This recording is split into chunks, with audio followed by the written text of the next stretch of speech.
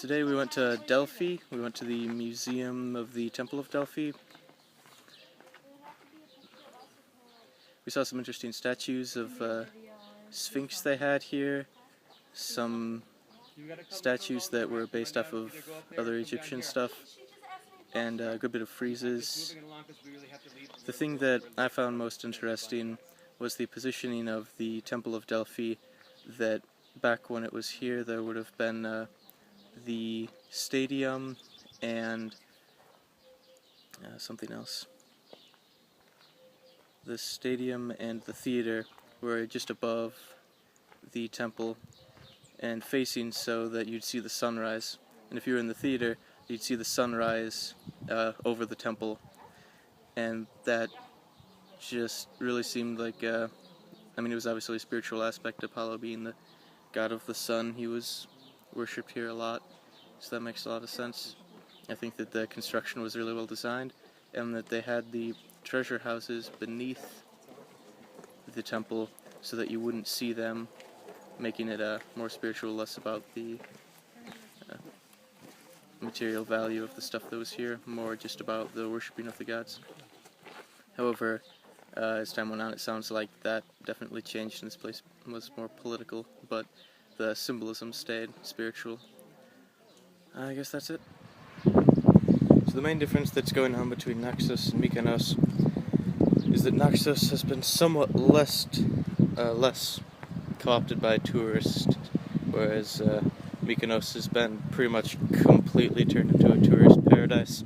All of the walls are painted white, and the floors or the sidewalks are all pretty much exactly the same.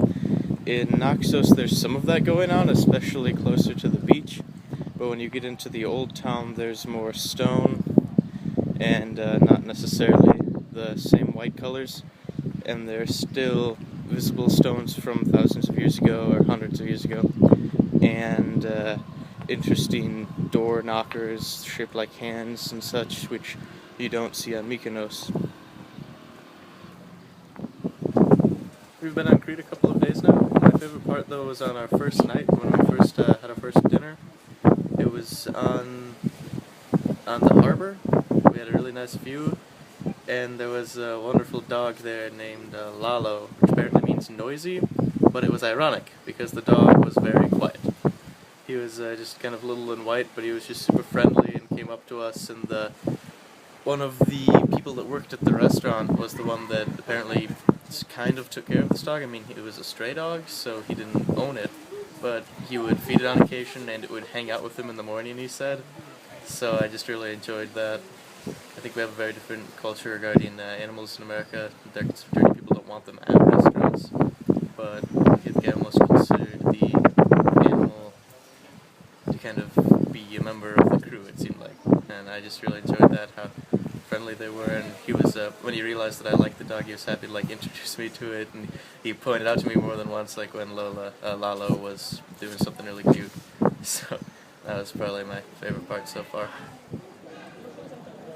With the trip coming to a close now, I think one thing that I've really grown to appreciate is how tourism has killed the culture in Greece, because it used to be really in-depth and interactive, that everyone would know all of the stories and the history necessary to fully understand all the architecture and everything that they would see around them. And you'd go to the Acropolis and you'd understand what the temples were built for, and all the stories behind the gods and the people that were involved.